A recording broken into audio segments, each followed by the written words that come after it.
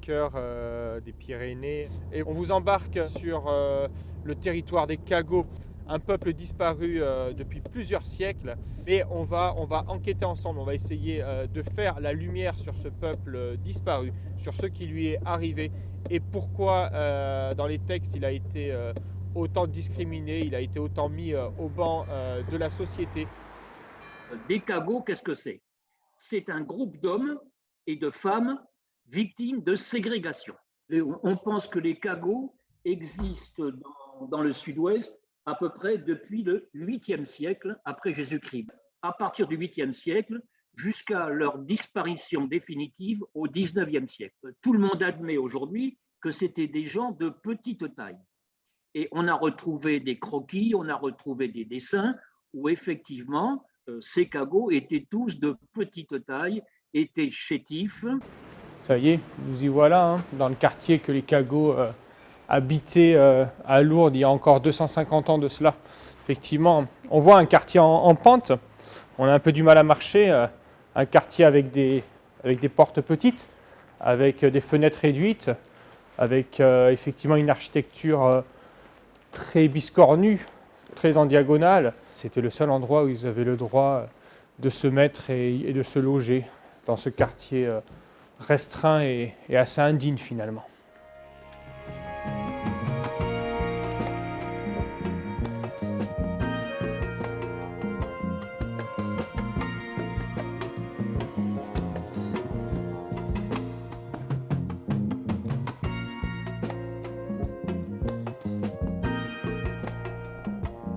L'origine de Cagot, ça vient du grec kakos. Pour ceux qui ont fait du grec, ce qui est mon cas, kakos, ça veut dire en grec sale. Sale. D'ailleurs, ça a donné le mot caca. Et donc, Cagot, kakos, caca, tout ce qui était sale, les Cagots, c'était des gens sales. Tout ce qui les différenciait en ce qui concerne leur mode de vie, en ce qui concerne les interdictions, c'est parce qu'on leur imposait. C'est pas eux qu'on choisit. On leur a imposé. On a dit, vous n'aurez pas le droit d'aller à l'église, vous irez dans votre propre église. Vous n'avez pas le droit de vous servir du lavoir communal parce que vous allez souiller l'eau. Donc, tout cet environnement autour des Cagots péjoratifs, ça vient pas d'eux. Je dirais à droite, non? Musée des Cagots, ouais, ok. Je l'ai. Ça marche, ouais, ça le fait. Regarde, qui c'est qui nous accueille? Il est là. Et le musée est ouvert, c'est pas magnifique ça? Et on peut se garer. Nous voilà à Haro, nos amis. On est enfin à Haro, là où tout a commencé pour moi. J'étais un gamin de 16-17 ans avec mes parents et j'ai visité ce musée des Cagots où nous sommes. Mais avant de visiter ce musée, je suis tombé devant cette statue, cette magnifique statue d'Éric Vallet. Et effectivement, devant cette statue verdie par le temps, j'ai remarqué un homme que je ne connaissais pas, avec son air misérable, avec son béret trop grand pour lui, avec des vêtements de manutentionnaire et surtout va-nu-pieds comme ça. Et cet air misérable, je me demandais qui c'était que ce bonhomme. Et puis je suis rentré dans le musée et j'ai découvert l'histoire.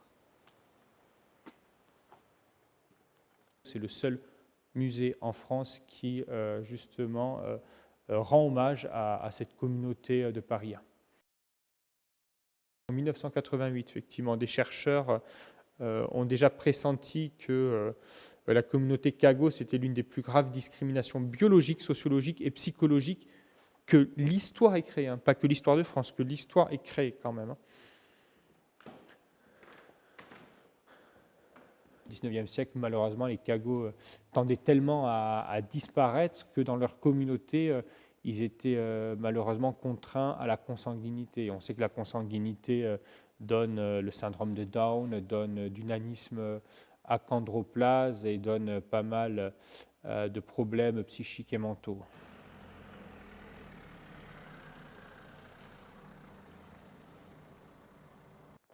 Là, nous sommes à la chapelle de Céré où il paraît que des Cagots ont été enterrés.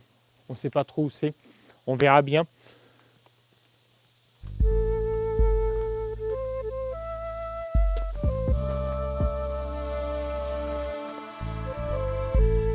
Certaines cagoteries Cagoterie, c'est le nom de la communauté de cagots. Il y avait on appelle ça une cagoterie. Certaines cagoteries avaient leur propre chapelle, leur propre église et leur propre cimetière. Quand ils n'en avaient pas, ils avaient le droit de se faire enterrer dans le cimetière communal, mais alors dans la plus grande discrétion à la tombée de la nuit ou le matin.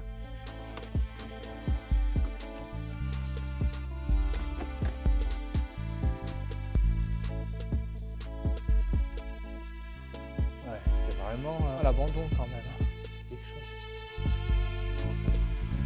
Regardez-moi l'état. Il doit y avoir un autre endroit à visiter, peut-être la partie occidentale. Je vois qu'il y a un paysan là dans le coin, on va peut-être lui demander. Pour ce qu'on relève des cagots, dans ce que je sais moi, qui m'a été expliqué, donc effectivement, c'était des gens qui servaient à construire à l'époque.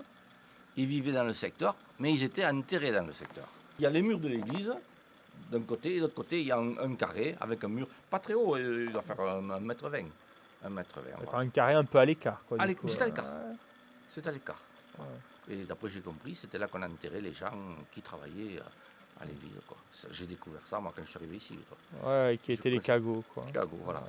Alors on l'a nettoyé à plusieurs reprises. Nous on n'a rien trouvé dans le sol, quoi. Enfin, pas de marque, rien, mais c'est normal. Il n'y avait pas de pierre tombale, il n'y avait rien. Non. Il n'y avait pas eu de rocher. On n'a pas fouillé dessous. Ouais. Peut-être que la végétation est dessus. Bah, on n'a pas fouillé dessus. Possible.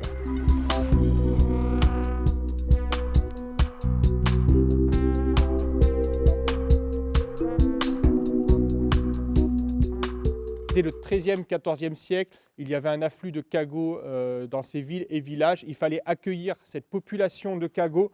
Et là, on voit cette minuscule porte, effectivement, cette porte assez minable, servait à accueillir les cagots qui rentraient pour l'office.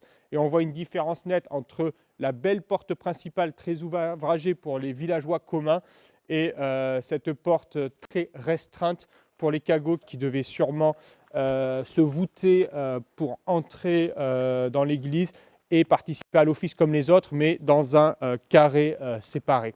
Et effectivement, à la fin du XVIIIe siècle, il y a l'effacement du statut de cagot. Le statut de cagot n'existe plus, les cagots deviennent des citoyens comme les autres. Les mariages mixtes entre cagots et non-cagots sont autorisés. Des cagots profitent de l'ascenseur social et ce statut disparaît, il se mêle à la population. Et dès le début du XIXe siècle, pour effacer ce passé honteux, les portes des cagots sont murées. Ici comme ailleurs, toutes les traces visibles de cette discrimination architecturale sont vraiment effacées. Là, on le voit très clairement. Ça fait réfléchir sur ce qui est l'autre. L'autre qui ne vient pas de chez nous, l'autre qui vient de l'étranger. Il y a des préjugés. Donc, on peut effectivement comparer un petit peu l'histoire des cagots avec des migrants. Ça peut se comparer. Ça peut se comparer.